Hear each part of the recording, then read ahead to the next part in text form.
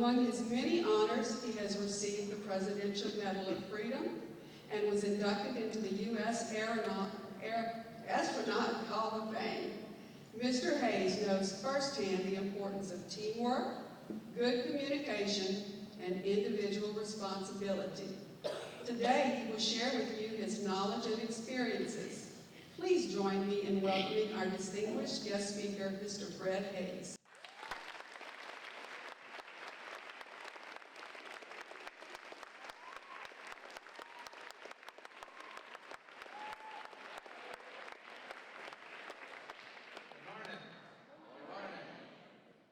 For a minute, looking out here with all this purple, I thought I was at LSU. At any rate, just give you a feeling for where I am in the stage of life. I graduated, was in school like you, I graduated from high school in 1950. So that's 63 years ago, I graduated from high school. So but things haven't changed that much, really. Y'all got a lot of fancy stuff now, like these computers. I normally carry a flash drive. I didn't bring it with me today. An 8-gig flash drive. Y'all know what flash drives are? I figured y'all did. But that flash drive, 8 gigabytes, is 85,000 times more memory than we had in our biggest computer on board the Apollo spacecraft. We had like 1/10 of a megabyte, hardwired, hand woven by people at Raytheon, and there were no chips in those days, no calculators, those kind of things. So that part of things has changed, but a lot of things, I call it the basics, you're getting, and certainly in the earlier grades, is I think pretty much the basis of what I got going to school. To head off eventually into the career I had. I guess the interest mostly is Apollo 13. How many have seen the movie Apollo 13? Okay, that makes Ron Howard happy. Quite a few of you. The movie, I'll have to say, had a little license on some of the things they added for drama. You know, they had a crew argument. We did not have an argument during the flight about who threw the switch and caused the oxygen tank to blow up. Had I not been still messing around putting away equipment we had pulled out for a TV show, I would have been in a normal position and I would have thrown the switches to have caused that. So, you know, they did some things for drama that way. None of the lines in the movie were ours, except Houston, we've had a problem. Most of our discussion with Mission Control in the radio was about system problems that were and workarounds we were dealing with. So it was describing switches or getting instrument readings and procedures that they knew the general public would not have understood unless you wouldn't have understood unless you knew the vehicles, unless you were familiar with the spacecraft. So they had to kind of have a scriptwriter have it play through, and it turned out, I thought, a very good action movie. One of the problems, I talked to Ron Howard a couple of times after the movie was made, well, a couple of times before and then after.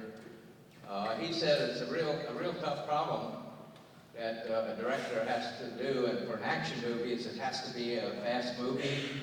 You don't want any slow parts. And they got to kind of carry it as a story throughout, and sort of flow nice. And he said that's what we had to do. We had to create some of these things to make it play right. And editing is a big problem. They shoot a lot of film. He told me they had over 8 hours of film. A lot of it retakes of scenes and that kind of stuff. And he said that's pretty typical. So it's always a big editing job to how to put that all together into a tight movie production. But at any rate, it was a great success. You know, if you look at movies, you would say, well, how did they do with critics? Academy Awards, I think this movie was up for 9 Academy Awards that year. And obviously it's a business. They spend a lot of money making a movie. And this one was very profitable, not just in the United States, but internationally. So they did all right in the business sense as well.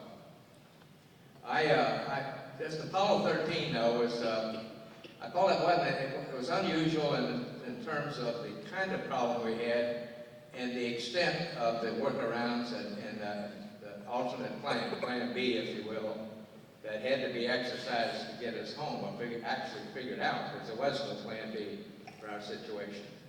But problems had occurred on every flight in Apollo. If you would, and I did sometime after the program was over, I looked at the overall Apollo program mission report, which is a document probably that thick. And there are appendices in the back, and one of them, Appendix F, covers anomalies. Anomalies mean problems, failures of some kind on flights. And they listed them, and they had to sum them up. And if you exclude two flights, Apollo 7 and Apollo 8, which only had one spacecraft, they did not have a landing craft on those missions, so we put those two aside. If you look at all the other missions that had two spacecraft, Apollo 13 had the second least of all the missions. We almost aborted Apollo 14 and Apollo 16. They had problems they had to work around to enable them to make their landing on the moon. So the point is, when flight director Gene Kranz was played this movie by Ed Harris, when the flight director really makes us go for launch, he really has this team behind him that has been totally motivated. There's only, just like a big football game, there's only one thing in their mind, and that's the mission at hand. Everybody's focused on that. Secondly, there's a team that's been trained we spent thousands of dollars of all sorts of training, but probably several thousand in a mission simulator, which can most duplicate the mission you're going to fly. And these simulators also can put in phase. Command module trainer for the command module, command service module. It could, for instance, impart over 500 failures, what we call credible failures. And they developed skits for each of your training exercises. It was actually a special group called SimSoup that thought they were very devious people, and they thought about what failures to put in at what time to trick us, to make us look bad, and mission control look bad. So that was what you went through in these training exercises. We only, before launch, within a couple of weeks of launch, they'd give us a few runs with no failures, which is generally what you expected and hoped to happen on a flight. But up till that time, every one of these, you saw a lot of failures. And these are very long sims. Some of them last 8-10 hours long. You'd be in a simulator on these exercises preparing. So I think as you might expect, if you go through all of that, when you come up, you've done maybe hard practice in sports, and you come up to the game, you feel pretty confident that the team's going to do all right. You feel confident in that team, your leadership, and yourself. You feel, well, if anything does go wrong, I've had enough training that I'll be able to handle it. We really felt that actually it was a Hollywood invention. It was a very, very good statement. Failure is not an option. That was not Gene Kranz's statement, but Hollywood invented that, and I think it's a very good credo. But at any rate, I don't know if we can get the video to run. I'll narrate a short video here. It's called a quick look. It happens to be 13 minutes long, not my plan, but it's just the way it turned out. Now this is of the Apollo 13 mission, again, 1970. Was this flight? April 11th we launched, and it went, supposed to go almost 2 weeks, and we ended up with a 6-day flight. The rocket we flew those days, all of the lunar missions used the Saturn V. It's still the biggest rocket we've flown to date. There's one NASA has plans called the SLS that will approximate the size of this vehicle. We suited up quite a number of hours before launch, and a place what's called the Operations and Checkout Building, or ONC building at Kennedy Space Center, breathing pure oxygen to denitrogenate our blood. They wanted to get all nitrogen out of our bloodstream. So when we launched, the pressure dropped in the spacecraft. It went from 1 psi, or 1 atmosphere, which we are in this room, at 14.67 psi. We dropped to about 5 psi as we went uphill. And we used the whole crew cabin in both vehicles was 100% oxygen. Was our environment, as it was before on Mercury and on Gemini in that program. Now, shuttle and space station are mixed gas, much like we are here, with about 20% oxygen, most of the rest of it nitrogen. This is one of the firing rooms at Kennedy Space Center. There are a number of these rooms. They were also retrofitted with newer equipment and used to launch space shuttle through all its flights. Many of you probably saw on TV. I don't know if anybody had the chance to get to Kennedy and see a real one. But there's lots of consoles because the way they split it up, the people are covering different things. The booster had 3 stages, and and they had an instrument unit, and then we had 2 spacecraft in this vehicle. So they really were 6 components, and that was why you saw all those rows of people and equipment monitoring that and getting it ready to go.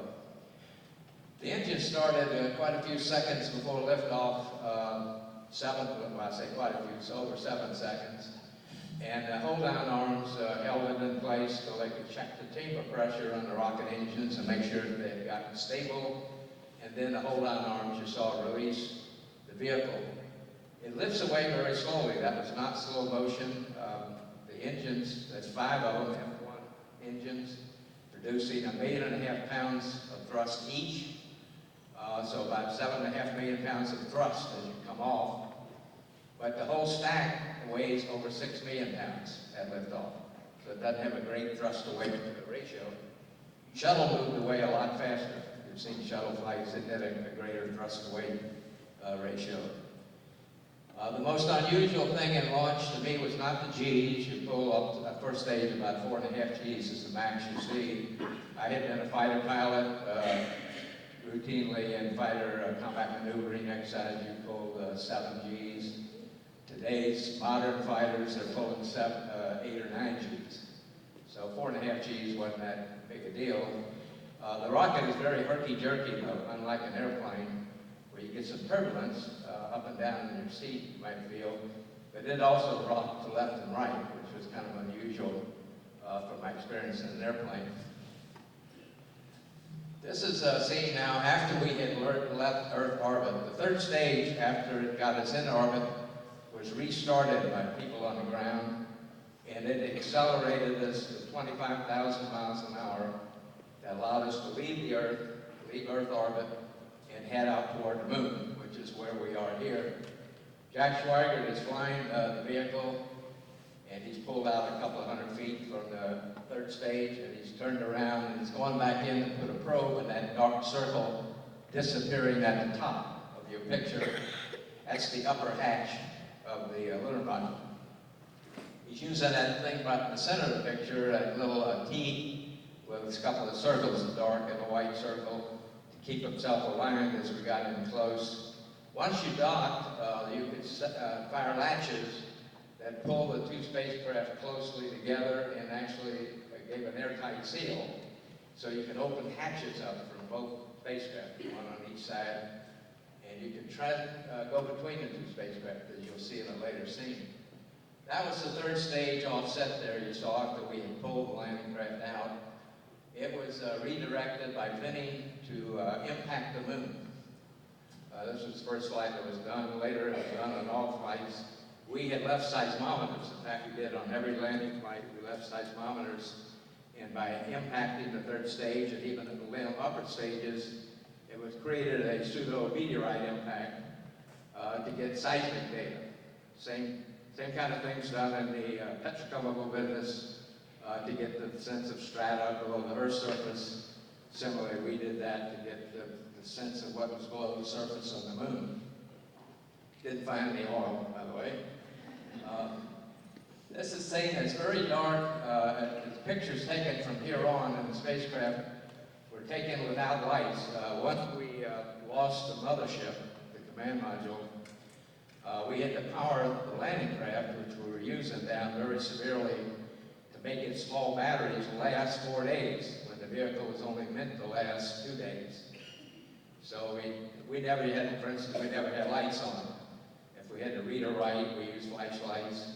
And to shoot some of this footage, we just had to wait till the sunlight was coming in the window the right way to be able to shoot this with a 16-millimeter battery-powered camera. This is one of me parsing around in zero gravity. That's one of the probably two most unusual things I saw flying in space, was to be able to float around or float objects around. Zero gravity is, kind of neat before it. You've seen lots of pictures of that. The other was the views out the window. I've seen again from previous flights, scenes other people had shot, but when you're there looking out the window, it almost seems unreal. Like, am I really there looking at what I'm looking at? Quite dramatic, either from Earth orbit, or as you're leaving the Earth and it's shrinking, or as you get out in the orbit, in that case, just one circle around the moon, around the backside, with some of the very stark features. The moon doesn't look very hospitable, like our beautiful Earth. It's Jack Swigert there in the center, myself. Now I'm shooting my own picture. I just started the camera, you push a button, and held it out there and just let it go. So it was floating in midair to shoot my own picture there. This is mission control. That's Deke Slayton holding the object. Deke was one of the original 7 astronauts. That was the fabrication they did on the ground and tested to send up to us to use the different shaped cartridges from the dead mothership in the landing craft. We didn't have enough of them. And that allowed us to cleanse the air of carbon dioxide that was building up. As you know, when you're breathing, you breathe in the air here, like at 20% oxygen, a lot of nitrogen. And when you breathe out, you're breathing out carbon dioxide. So if we shut this room up, we'd had the same problem. Eventually, with all of us in here, we'd start building up carbon dioxide in this room, and we need to get rid of it. It's a problem that has to be faced on submarines, any closed environment, and it's obviously a spacecraft. Again, shot on a picture there looking out the window. This is the Earth, if you're out about the moon. That's about what it looks like. Jim Lovell has in his hand there a tape recorder. We did bring along some pre-recorded music. That was our big entertainment. Jack Swigert, you can see way in the back there, vaguely, he's asleep. He was perched on top of the acid engine, the rocket engine that would have lifted us off the moon had we landed. It actually protrudes up into the crew cabin. And he was nestled on that, sleeping, and that was me sleeping over the left side there with my arms tucked in. Because if you don't have your arms will tend to do this. Relaxed position, and that would wake me up, so I always find a way to tuck my arms in. This upper section there should look as shiny and smooth as that lower section. That's where 1/4 of that spacecraft had blown off with the oxygen tank explosion. It's quite surprising when we got to see that picture, because thinking back, the explosion had not seemed that bad. There'd been a big bang, and it echoed throughout. The vehicles are metal. You're like living in a metal drum. And some vehicle movement, but not as dramatic as in the movie. And I think we were spared because we were in the vacuum of space. And you think about it, if you have a bomb explode here in Earth, big secondary effect of a bomb blast is the air shock waves that form from our atmosphere. Of course, we were in space, there was no air. So we did not suffer that probably even greater secondary effects you'd normally get, which would have caused us, obviously, we might have lost the vehicle.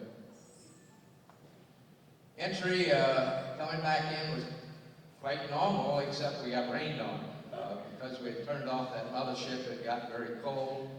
The water tanks froze. It was found the tank still frozen when they got it on board the aircraft carrier. a couple hours later. So water had collected on the instrument panel in front of us and behind it. And first part of entry, that fell out on us, a lot of that water, so it's like getting a little light rain shower. But the real miracle was we had effectively abused that vehicle, which was never supposed to be powered down in flight. Furthermore, frozen, as I said, for most of 4 days. We activated it, and we ended up with the second most accurate splashdown of the program. Only Apollo 10 hit the place adjacent to the aircraft carrier closer than we had. The Iwo Jima was there to retrieve us. They had trained Navy SEAL divers to get in and save the spacecraft and let us out. Initially, we had a plan that took us into the Indian Ocean, where we had no recovery forces. The Russians actually had a ship they offered to come pick us up. But we did a maneuver passing the moon that got us back into the Pacific to where we originally planned by the Samoan Islands. Brought on board the Iwo Jima, which actually is a carrier now that's been decommissioned. It does not exist anymore. The people at Mission Control here, that Gene French you saw, Duke over there, John Young. Turned around there's Ken Mattingly, who was removed from the crew 2.5 days before launch because of the threat of measles. Today, Ken is 1 year younger than me, and he's never had measles to date, by the way. And this had us tied in with a three-way conversation with President Nixon, who was at that time in office. From there, I mentioned I went off to train again. I started training as a backup commander to John Young for Apollo 16. I hoped to get another flight to the moon because at that time we were flying through Apollo 19. Apollo 19 was supposed to be the last flight of the program. And due to the Vietnam War buildup and the budget cuts, 18 and 19 were canceled. So Apollo 17 ended up being the last flight. I went off, as mentioned, to Harvard Business School. Actually, I didn't go through to get a master's. I went through what they call a 4-month pressure cooker course, so like 7 days a week for 4 months, called the Program for Management Development. Came back into the Orbiter Project Office and as a technical assistant through all the early shuttle design. Incidentally, you heard I was an aeronautical engineer, and most test pilots or research pilots, or in our case astronauts, you're really active as a part of the design team. In any design of being an aircraft or in this case a spacecraft. So I spent time for about almost 4 years through the early design phase of shuttle. Then I got assigned as the commander of Crew 1. We only had 2 crews, so only 4 of us got to fly an orbiter on top of a 747. And we flew an 8-flight test program in 1977 at Edwards Air Force Base, and I had the pleasure of getting to fly 5 of those test flights with Gordon Fullerton. From there, I could have had another flight into space on the 3rd shuttle flight, and we had a very interesting mission. We were going to go rescue Skylab. Anybody here heard of Skylab? It was really our first space station the United States had. And it was really a 3rd stage of the Saturn.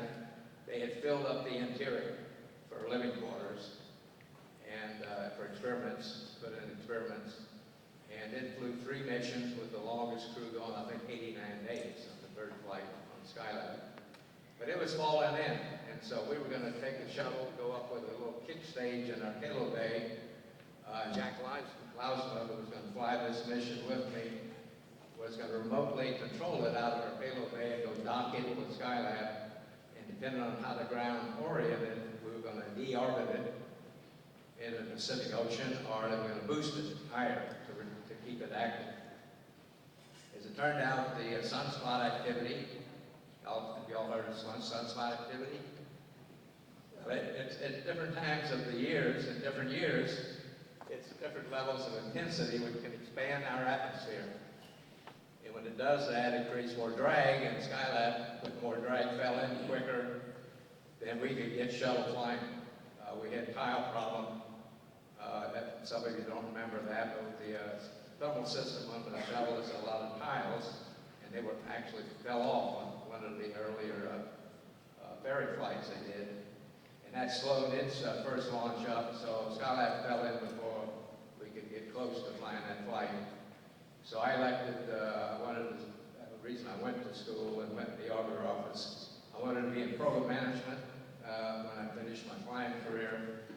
And the opportunity came, and I went to the Grumman Corporation. Then they had space programs in New York, and stayed with Grumman through their merger with Northrop Grumman, and ended up running two subsidiary companies for Northrop Grumman in the business world.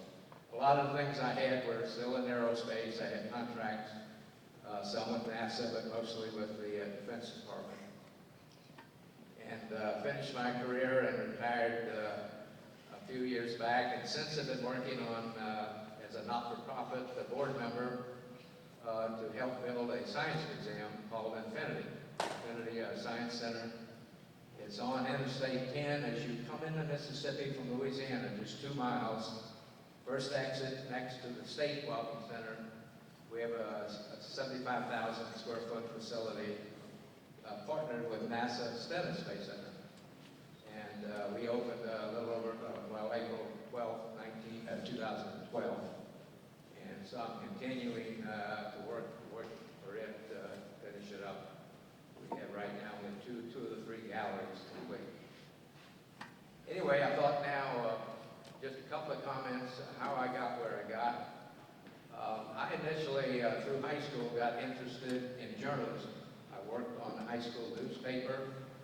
I was sports editor of that paper. And summer times I worked for the local daily Gulfport Biloxi Daily Herald. Covered convention beat one summer, and actually they gave me the court police beat the next summer. So I thought that was great. I was still pretty young. It was very exciting to be following policemen around, chasing crime and stuff. And I decided, well, I continued that as I went through the first 2 years at what is now a community college, Mississippi Gulf Coast Community College. I actually went to Perkinston, we called Perkinston Junior College at that time, upstate toward Wiggins, Mississippi. So I spent 2 years there. I was sports editor 1 year. The second year, I was editor of the Bulldog Barks, which was the Perk newspaper. And then what changed, really made an abrupt change in my plans, was a war, the Korean War. And I decided to go serve my country, and decided to become a pilot, and went through the Naval Aviation training program, and went and served at 2 U.S. Marine fighter squadrons. And that changed everything because I loved flying. I decided right then I was going to make a career of flying and not writing stories for newspapers. So looking at what I had to do, I never had to get an engineering degree because I also wanted to be a test pilot. And as I told you, test pilots, this was before astronauts. Astronauts didn't exist yet. But I knew test pilots, even for companies building airplanes, had to have an engineering degree. So that's why I went back to school at the University of Oklahoma and got a degree in aeronautical engineering. And from there, I went to work for NASA as a test pilot at Lewis Research Center in Cleveland, Ohio. It's now called Glenn, after John Glenn. And 3.5 years testing airplanes there. I transferred to NASA's Flight Research Center at Edwards Air Force Base.